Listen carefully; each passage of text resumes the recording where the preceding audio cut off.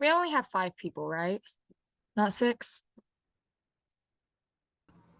Yeah, I believe it's only 5. Okay, so everyone's here, right?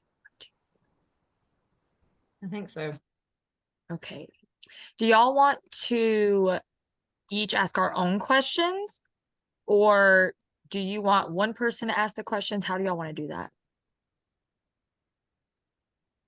I didn't put mine in the Google Doc yet. I have it typed up right here, but I just haven't copied and pasted over. So whatever's easiest, I can copy and paste them over and one person can read, or What would everybody can read their own. what would everyone else like to do? Either way is fine with me. I think it might help us stay a little more organized if one person does it. Just keep us flowing. Okay, We could just kind of go down the list. sounds good. I guess I'll read the questions. And then is it 25 or 30, or I mean not 25, is it 35 or 45 minutes that it has to be? I think it has to be 35, but no more than 45. Okay, Yeah. perfect. All right, and I am recording on my computer, so afterwards I will clip it to the when we actually start, and then I'll send it to y'all and upload it. So I will go ahead and start with my questions really quickly. My first question Anyon wrote, diverse perspectives can provide genuine alternatives to standardized knowledge. The presentation and critical discussion in classrooms of many interpretations of economies, labor minority, and other social histories provides conceptual and behavioral options. This kind of classroom work fosters in students an awareness of the possibilities of social change and facilitates constructive activity. Do you believe that teaching our students to engage in critical thinking in all subject areas and focusing on a more student-centered instructional approach would help to limit biasness and provide opportunity for diverse perspectives without educators presenting the single story that is often taught? I can start by saying the first thing that came to my mind when thinking about that was that it could, like, having that student-centered focus could certainly help if you have a diverse population in your school. But if you're in a school where, it's predominantly one race or one social class, then even that student-driven nature of your classroom still wouldn't expose students to other cultures or different races or anything like that, and they would be bringing in their own bias from their home life. So I think if you have a diverse culture in your classroom, it sounds great and it could definitely work.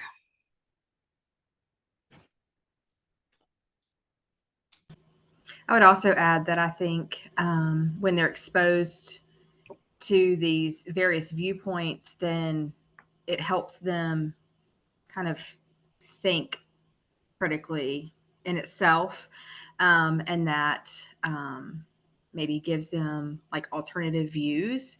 And so, as Kim said, limiting the bias and helping them engage, I think it leads them to the next level of thinking.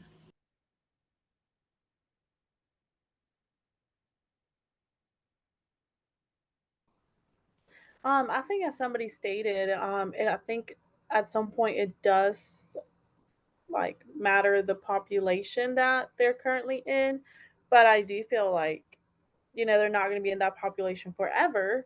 So I feel like exposing them to that content can help them in the future because we don't know what kind of population they'll be in the next year or two. So I think exposing them in general to stuff like that, like I don't know your name, can help them think critically in itself. I also think that thinking critically or teaching your students to think critically forces you as an educator to think critically as well. Because I know, especially for elementary school, we teach a lot of social studies content, but it kind of just touches the surface and we don't really dive into it. And if I'm teaching my students to think critically about Harriet Tubman or Thomas Jefferson or Benjamin Franklin, I'm forcing them to go beyond the surface level, which also requires me to think about it. And it helps me to avoid some of those biases that might be in the curriculum that I wouldn't have thought about if I wasn't teaching my students to be critical thinkers as well. If that makes sense. Yeah. Kind of just piggybacking off of that a little bit. Elementary school kids, I feel like they lack critical thinking skills. I'm being an elementary school teacher, but that carries over. I mean, if they don't have it in elementary school and it doesn't get taught, then it carries over into, middle and high. So that is definitely a skill that is lacking. And I blame technology because of it. I think that is something that, you know, we can just Google, which I'm guilty of it. I just Google stuff and that just helps us not think critically because we're just getting the answers from AI and everything else. But I do think those skills are something that they need to establish early on through being exposed to all those different things. But I agree, Delaney, that that helps you to kind of, you know, you have to think critically rather than just like winging it. And sometimes I'm guilty of that as well. All right, I will go ahead and read the next question. Sorry, guys, my throat's a little scratchy. I wrote in the text, that's not my question. So, wait. Yes, it is. In the text called Race, Class, Gender, and Disability in Current Textbooks, Sleeter and Grant state that curriculum always represents somebody's version of what constitutes important knowledge and a legitimate worldview. In writing textbooks, for example, and debating what should go into them, scholars select from a wide spectrum of knowledge and versions of reality. But texts that get written considerably narrow teachers' and students' access to knowledge. Is it evident that authors of textbooks are responsible for providing a singular or very narrowed perspective? However, aren't those working within the Board of Education or the local school district also responsible for choosing those textbooks? Would creating a more balanced and diverse Board of Education lead to more diversity and perspectives within the chosen curriculum and materials? Yeah, I'll speak to this. I think by having a diverse Board of Education, it brings in those various backgrounds. And kind of like we said in the first one, there's not as much bias if they can all bring a part to that in picking the curriculum. And I think this can kind of help ensure that multiple curriculums are chosen that have a wider variety and aren't limiting the perspectives within that curriculum. So going off of what Andrea said, I do think that having a diverse Board of Education just kind of brings diversity as a whole to the whole education system in the, I guess, county. Because like you stated, it brings different perspective, but it can also bring different events that can also lead to more perspectives.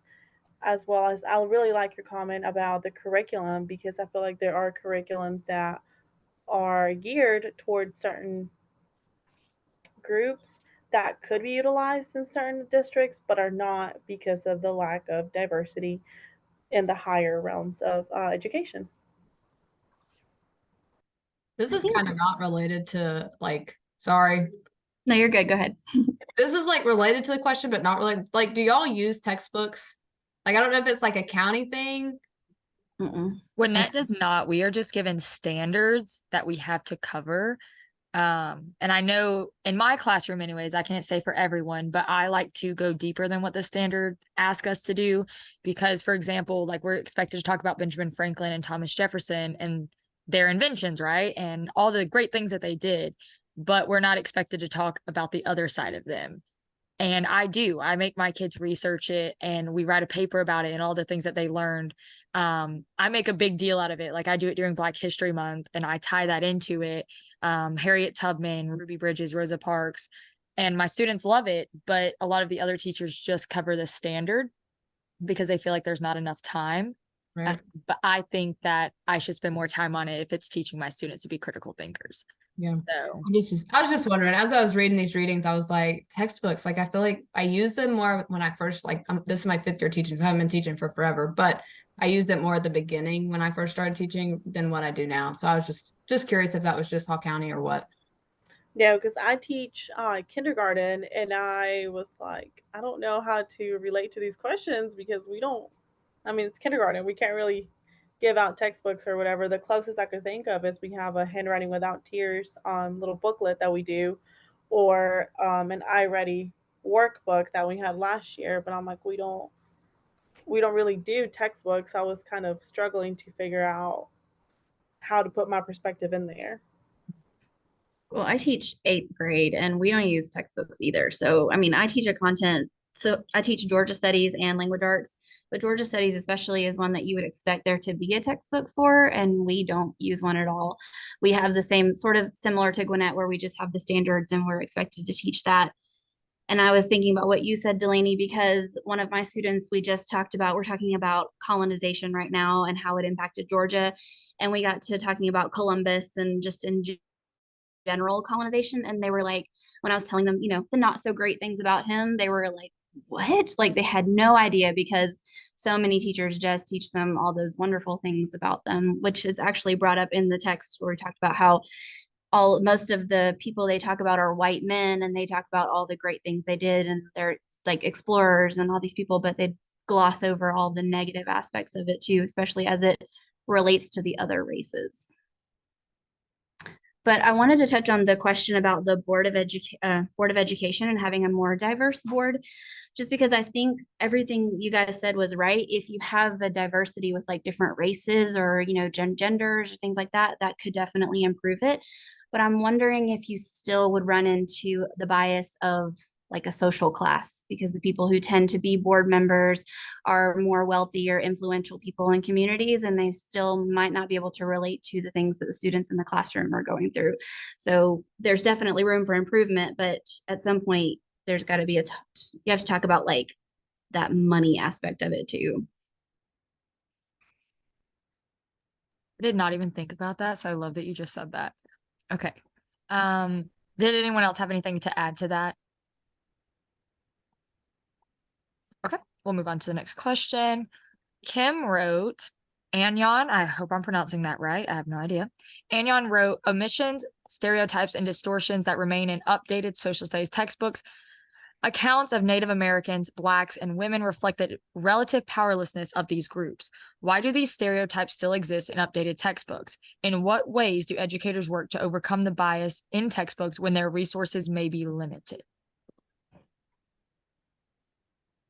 I would say just doing your own research. Like if you know that they're all sunshine and daisies in the curriculum and that's what they're teaching, but that's not really how it all panned out, then do your research. There's lessons out there that you can use, that you can just implement and make sure that you're introducing all of the different and not giving a biased perspective on whatever topic it is you're teaching.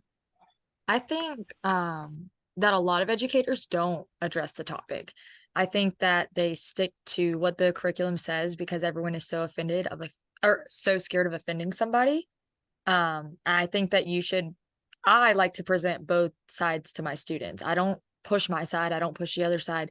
I feel that all the information should be presented and they get to make a decision for themselves. Like Anyon wrote, diverse perspectives can provide genuine alternatives to standardized knowledge. The presentation and critical discussion in classrooms of many interpretations of economics, labor minority, and other social histories provides conceptual and behavioral options. This kind of classroom work fosters in students an awareness of the possibilities of social change that facilitates constructive activity. So again, going back to that critical thinking, presenting it to your students and having them come to their own conclusion or having them find the information on their own. Like I teach first grade and everyone's like, oh, they're too young to research. They're not. My first graders are researching and they are finding the information and creating a conclusion for themselves rather than me creating that conclusion for them, because it's not my place to. It's my place to present the information. And I think that a lot of educators kind of stray from that and try not to address it, such as religion. That's a big one for a lot of people. If your students find out you're Christian, that could offend some parents. If your students find out you're gay, that could offend parents. It doesn't matter what it is. There's always someone that's going to be offended. So I think everyone is afraid to teach students the opposing side. And I don't think that we should be, personally. I completely agree with you. And actually, that's one of the questions I posed later on. I do feel like a lot of the times they don't overcome the bias, but instead they just stray away from it and, in a way, kind of ignore so that they don't bump into that controversy or get themselves in what they believe will be trouble. And I think one way to avoid this too is like professional development and, seeking, like, like Kenzie said, researching. I know, there's multiple groups and stuff that you can become a part of, to meet with, different educators of your, like, I guess, subject, especially like in middle school. I formerly taught middle school, and, we would meet with different people across the county, but then we would also try to meet with other groups. And I think that that's important, because you talk about these things and you get different backgrounds that you can then bring into your classroom. When we would meet to talk about different books that we were going to read in language arts, it was interesting to hear, the different teachers say why they wanted to, pick this novel for this novel study and that sort of thing. And I think that's important for us to continue to have that community of teachers and continued professional development. I want to go off of what you said, and as well as Kenzie, is that correct? I do believe that professional development can help teachers build sort of a little kit that they can pull from when they run into these issues, because they have people that they can reach out to that may be more knowledgeable in that topic, that can better guide them in teaching that subject without being biased themselves. So I do feel like professional development is a good way to overcome the issues that teachers may face. This is kind of going back, but the part of the question that asked, why do these stereotypes still exist in updated textbooks? I can't remember who said it earlier, but something that stuck with me is that wealthy men are usually the ones writing the textbooks, right? They're usually the one on the board of education. They're telling their perspective, and they're going to continue to tell that perspective no matter whether the textbooks are updated or not. And unfortunately, even if they think that they're not being biased, a lot of these ideals are internalized. So we go through school and we think all these things because it's what we're taught in our textbooks. And then we get older, and what do we think? We think the things that we were taught. So I remember I was actually in Brandon Haas's class in undergrad, and he started giving us information that questioned everything I'd ever learned, everything that I thought was true about politics, basically. And everything changed for me because I had never critically thought about any of it. So if I had not taken that class, I would have gone through the rest of my life thinking the same thing that I thought as a teenager because of the textbooks. So I think that they still exist because most people, whether they're part of the minority or they're part of the majority, they have these ideals internalized inside of them, and it's hard to not fall into them. And I think that they're going to continue to be presented because that's the way our society is built. And that's what we're teaching our kids. So the people who are growing up to write the textbooks were taught using those textbooks that were biased and didn't provide a lot of perspectives other than the majority's perspective or the dominant group's perspective. It's unfortunately like an endless cycle. Well, yeah, that's one thing that like Sleater and Grant said, that it like maintains that existing relationship. So it's like it's what's comfortable and that's what we know. So if they're not uncomfortable, then they're not going to see a reason to change things to make themselves uncomfortable.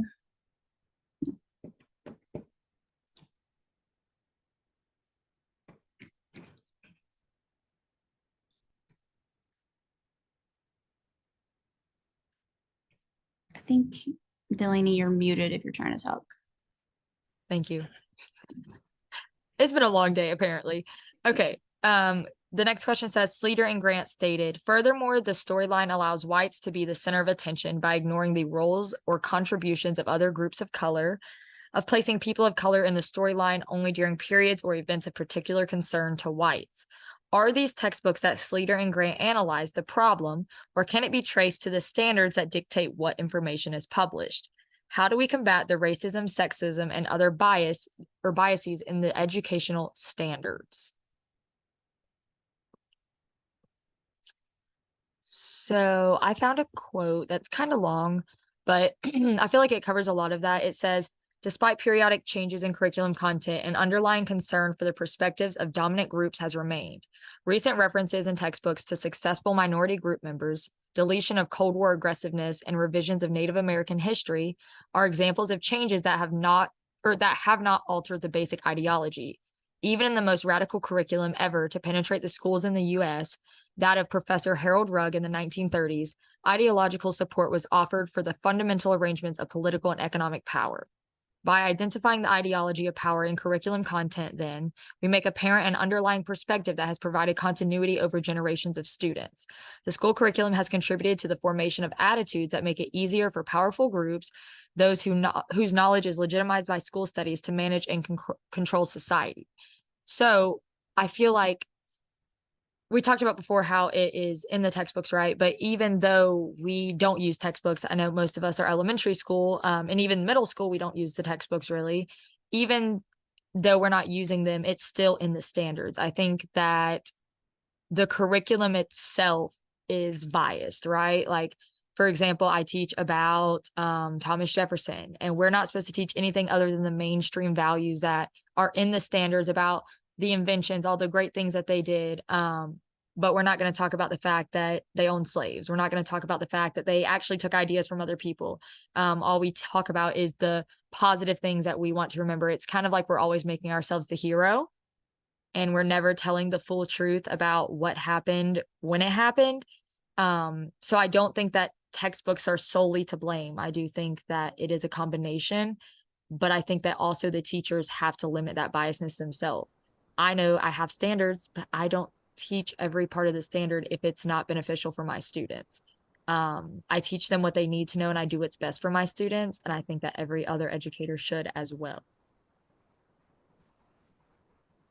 You mean you're not a robot? You don't just teach the standards like you're supposed to? So I did want to point out one thing, and it's not meant to be, it could be perceived as like a dig at you, Delaney, but I don't want it to be, because I'm in the same boat as myself. When we were talking about, after you read your quote and you talked about, you said we a lot, like we make ourselves out to be the hero and stuff like that. And I think I do that same thing because I'm a white woman, and I've not had to deal with racism or other things that have come up in my life. So I think having to work extra hard to put myself in the position of my students who have experienced those things or their parents have, and trying to understand that I don't have to worry about the same things that they do, but it doesn't mean I can't be conscious of it and like considerate of it. Like I think that goes a long way toward combating those bias that we see in our standards, our curriculum, our textbooks, all the things, as if we can be aware that they exist and try to overcome it. Because clearly they're not going to. I agree completely. I had a class full of African American students last year. I was the only Caucasian person in the school. And it was really hard at first because I had never experienced a lot of the things that they experienced. And it was difficult as an outsider almost to come in because, there's been this whole battle between, Black Lives Matter and white people, basically. And really showing my students that I cared about them as people and that I understood the struggles that they went through, and the things that they experience every day helped me to build that relationship with my students. And I think that it made a world's difference for me and my students. So I can completely agree with exactly what you just said. And I think too, even Sleater and Grant say, like it says on 185, it says the curriculum screens in and out certain ideas and realms of knowledge. I mean, we've had this going on since we were in elementary school and before, and it's not getting any better. And so I think that's where we have to come in and advocate, as you're saying, to see both sides, because not everybody's willing to do that. As you said, people are scared, and people are scared of the parents, and I think that goes to knowing knowing your community and knowing how to present it in a way to show them, like you said, Delaney, that you do care and that you're presenting it really, that you're on their side, but without making it a picking sides thing, if that makes sense. But that you're really just trying to teach them the whole picture and not just slices of it. Going back a little bit to, I think Delaney, you mentioned something about the curriculum. I do feel like a lot of the curriculum personally that we use at my school teaches just kind of down the middle, where you have students that are way below it and students that are right above it, and you have maybe two students that fall right within it. And I work at a school that's predominantly Hispanic. And a lot of the stuff that we use as a kindergarten teacher, I'm teaching them how to be a human, how to learn the language, where your curriculum is for a typical student that knows the language, has resources outside the classroom. And my students are down here. They don't have the resources, they don't have the language, so they're not going to be successful with that curriculum. So a lot of it has to be, I have to go look for outside sources, because the curriculum, even though it's worth all this money or whatnot, it's still teaching the typical student, where not all of us have those typical students.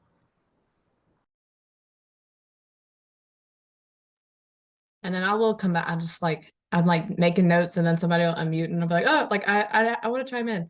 So it's hard to like be like on the screen and talking at the same time. But anyways, a couple of things that just kind of stood out is y'all kind of talked about the relationship piece of it. And like that really, I mean, I know educators get tired of hearing that, but like relationships are like key. I mean, white, black, purple, yellow, gay, homosexual, like whatever, like the relationships with your kids are crucial.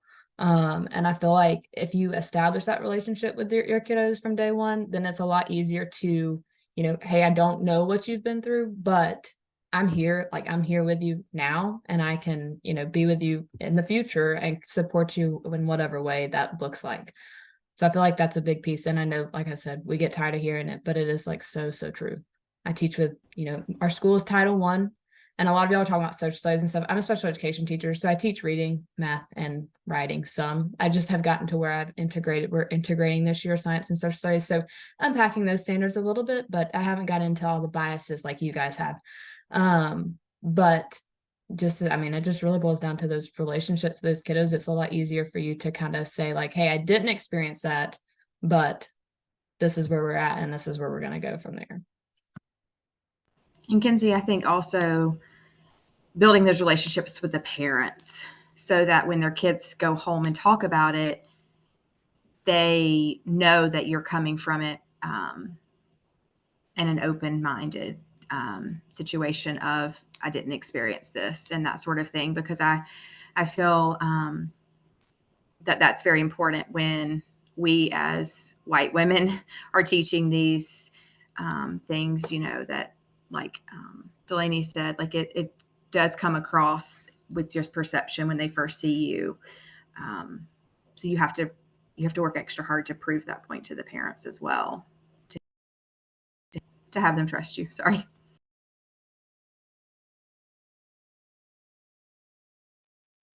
All right, I'll go ahead and read the next question. Sorry, I had to figure out where we were. It says, Sleater and Grant discuss how curriculum legitimizes existing social relations and the status of those who dominate, and it does so in a way that implies that there are no alternative versions of the world. So how can we as educators go about increasing exposure to ideas and information to broaden their perspectives so that they are able to make more informed decisions about how they think or act? So we've kind of already touched on this. I feel like circling around in circles, talking about the same thing. And we talked about the research. We can, you know, do our own research and, you know, teach them that way. But any other ways to expose them? I know, like I said, my school is just recently Title I. So we'll be bringing in like outside speakers, like parents from different cultures and that kind of stuff. And so that will also be, I think, beneficial for our kids to expose them just to different cultures, because, you know, there are so many kids. Like we had last year, I think we had like 14 different languages represented at our school. And so like having people come in and like talk about, you know, what they do or like their culture and where they're from, just like will help them, you know, kind of expose the kids that aren't used to that or that have been exposed to those biases previously. So just some thoughts. You talked about bringing in outside like parents and them having different cultures and stuff. Something that's huge in elementary school, obviously, like you just said, is relationships, right? And bringing in not just the mainstream traditions and culture, but also bring in the culture of your other students. I know this year is my first year having students who are Korean, having students who are Vietnamese. I've never had students part of those groups in the past. I've always had either all African American students or all Hispanic students. So it's a big change for me this year. But I think having those relationships and really getting to know your kids and include their culture as part of your classroom helps them get those perspectives as well. Because even I'm learning stuff about different cultures that I didn't know before. And there's some misconceptions that I had and stereotypes that I've been able to challenge because I've gotten to know my students. So I definitely think that that helps them as well, because students are more likely to listen to other classmates, right? So if they're teaching them about their culture and you're celebrating it, then it shows them that their culture and their beliefs are just as valid as the mainstream ones are. I would like to add too, so this year I'm actually teaching it's an early kindergarten classroom for special education students. And during open house, I had a parent share, we're Jehovah's Witness. And, I just wanted to bring that up. And, and I said, okay, thank you for sharing. I'll definitely, respect that. And of course, her child, he's pretty much nonverbal. And so she said, he doesn't necessarily understand it. We have our older daughters, we've kind of let them choose. But I think it really went a long way. I felt on both parts, because I told her, I said, please also have grace with me and understanding. If I offend you, then I want you to speak up too. And it was kind of that open, I guess, discussion. And, I feel like you're talking about people's beliefs and stuff that, I'm learning, because I've not had a student in this setting that doesn't participate in the holidays and that sort of thing. So I'm learning how to still teach the inclusiveness to these early kindergarten students without pushing anybody's agenda per se. And so that, it's been something that I've had to keep in the forefront of my mind, even though he doesn't necessarily realize it. I think it's still important that I respect the parents in that way. I wanted to add one thing from an academic standpoint, because I think everybody's 100% right. That relationship goes a long way.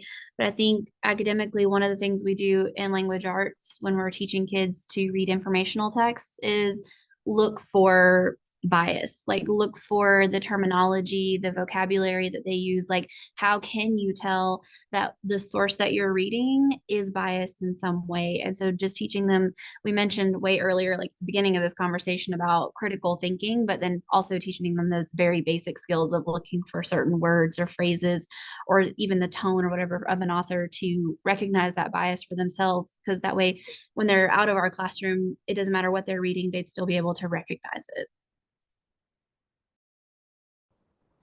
Going back to the community aspect, that was the first thing I thought about when that question popped up. A lot of the times, if we work at a school where it's diverse, a lot of the times those students don't see somebody that looks like them in the staff. So bringing people from the community helps them have that person that they can relate to and see themselves in, sort of, in a way. So I really like that idea. Lastly, and then we can move on. We do enrichment clusters. And so we pick each teacher, it's like grade bands or whatever, but each teacher will pick something. And so there's like a cultural aspect of it. So some teachers are teaching, about India, and some people are teaching about Mexico. Like some teachers have picked that, like I'm teaching sign language, even though I don't 100% know sign language, I'm going to like learn sign language so that I can at least teach them. There has to be like a culminating project and parents get to come in. So that will like increase the community like aspect, build that relationship. But I think those enrichment clusters is still academic based, kind of, but it also like establishes those relationships, but also exposes them to other things that they may not be exposed to in curriculum that we teach. All right, the next question says, Sleater and Grant also evaluate various representations within the textbooks. One area that is significantly underrepresented is people with disabilities. What do you feel is the reason behind the fact that disability is underrepresented and only briefly mentioned in textbooks?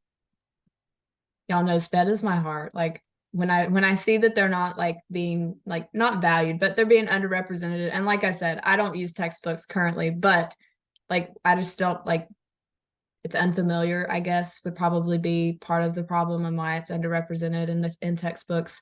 I know there's a school in my county that's actually getting a playground that's like wheelchair accessible. So like kids who are in wheelchairs will go to that school so that they can access the playground. I know that's not curriculum related, but still that's important. Like these kids have access to a public education, so they should be, represented just as much as any other,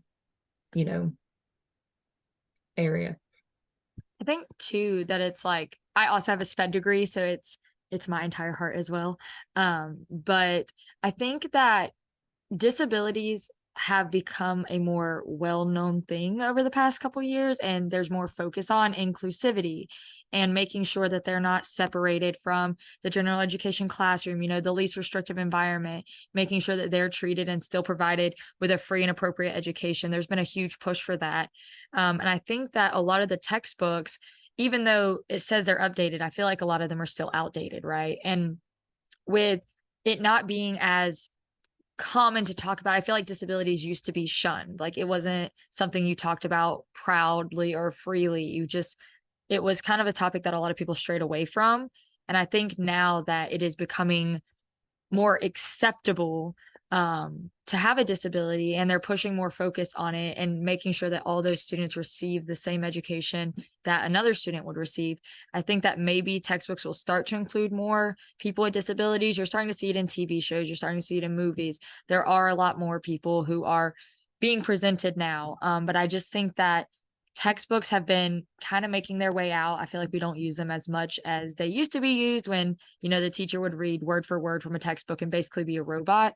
But I think that the textbooks that will come in the future will start to have more people with disabilities, just because it's more accepted now, which is horrible to say, but I feel like it's more accepted than it used to be. And it's talked about more openly now. Like it's not something wrong with them. It's just, they're different, right? And we're all different. And I think that it's more accepted now, but eventually we'll get to the point where they're in textbooks. But I think that it being kind of shunned away from in the past is the reason that they weren't really in a lot of the textbooks that we had. And I'll kind of add to that as well. Oh, sorry, Mariela.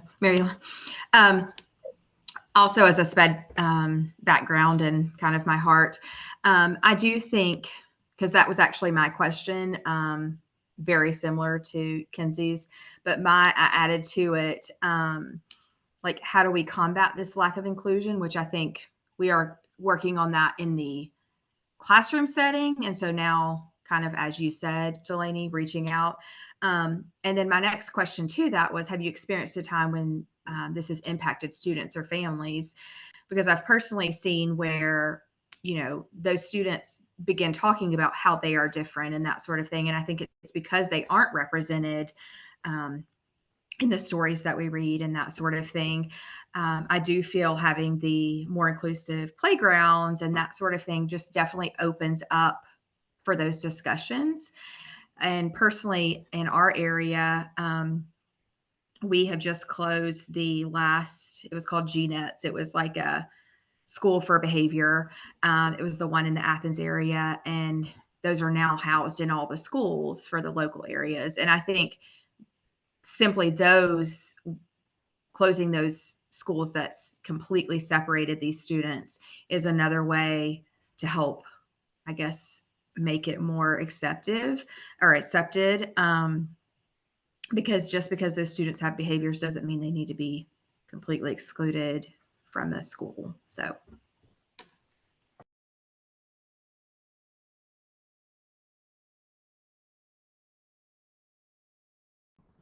I think going back to what Delaney said, unfortunately, most of these textbooks are outdated. And when these textbooks were a thing, as most of y'all have stated, having a disability was an uncomfortable topic to talk about. So many teachers, many classrooms avoided those topics simply to avoid those uncomfortable conversations. And again, going back to what most of y'all have stated, we have came to that point where most people are comfortable with accepting the idea that we're not all the same and that it's okay to not be the same. And I think we're just now getting to that point where, unfortunately, it's now become more accepted, accepted to be different from one another. This kind of goes back to what Andrea said about what can we do. I think that it's important to obviously represent all of your students, right? But as far as books go, in my classroom, I know we have a huge push towards providing a mirror, a sliding glass door, and a window for our students. So students should be able to read a book or listen to a book and see themselves in some of them. Students should be able to read a book and step into someone else's world that they might not have understood before, or they might be able to just look into someone else's reality. So I think that providing those materials for our students is a huge thing, because especially for me last year, like my students all being African American, most of the books that I had when I started off, I realized were geared towards the white population that I had in the past. So I had to really work towards including students or books that had African Americans and made them feel like they were valued and important in the classroom because they saw people who looked like them. And I think the same thing goes for students with disabilities. A lot of books don't have it, especially children's literature. They don't have a lot of books with students with disabilities. And having an inclusivity class last year, I tried to provide books that my students could see themselves in, but it also helped my other students to step into that world and think about things that maybe they hadn't thought about before, or perspectives that they had not ever considered. And I think that it made a world's difference for my students because they were more accepting of everyone else's culture when they did meet someone who was different from them. Okay. Next question. Anyon states, many of the students in the school systems using the books analyzed in this study are poor, including many Blacks and Hispanics.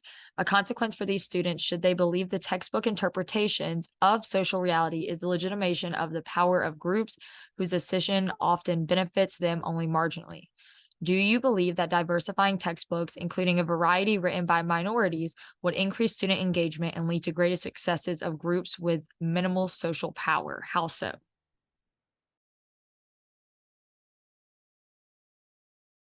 I feel like we've kind of touched on this. Like, I mean, like Kenzie said earlier, it could feel like we're kind of talking in circles about the same thing.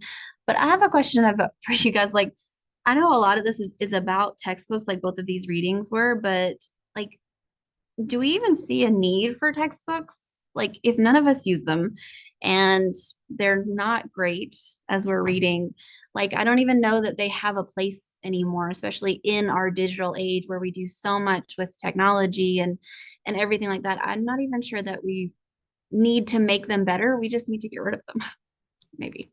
I believe I would agree. I shut my door.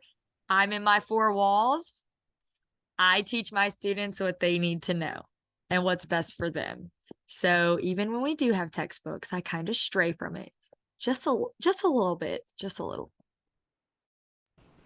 I mean, I think, the textbooks that are beneficial are like guided readers, those kinds, but I don't consider those textbooks necessarily. Like the one, I guess I'm thinking of like the specialized programs that teach like specific skills, not when it comes to history and that sort of thing, because it changes before we can even update it. And the amount of money that's wasted is just ridiculous when it could be put towards other place, in other places that would be more beneficial. So I would agree. For sure. I mean, like y'all stated, there's really more wrong with it than there is positives to it. So I believe that we're at that age where we don't really need or have the need for those textbooks, where we have all these other resources that are more valuable than what somebody wrote 10, 20 years ago. And by doing their own research, it helps them become more critical thinkers. So I think really there's just so many benefits that I would agree. Like, yeah, shut your door and teach. Perfect. We are at I think we're at like 40 minutes now. So it said it was okay if we didn't get to all the questions, and the other questions are kind of similar anyways. I guess when you have 10 questions and they're all around the same two texts, they're going to be pretty similar. So I will end the recording and I will upload this and send you a link of it as soon as it's uploaded and published. I don't know if we all have to turn it in or not, but I'll send it to you all over email as soon as it's uploaded. It And then said I- that only one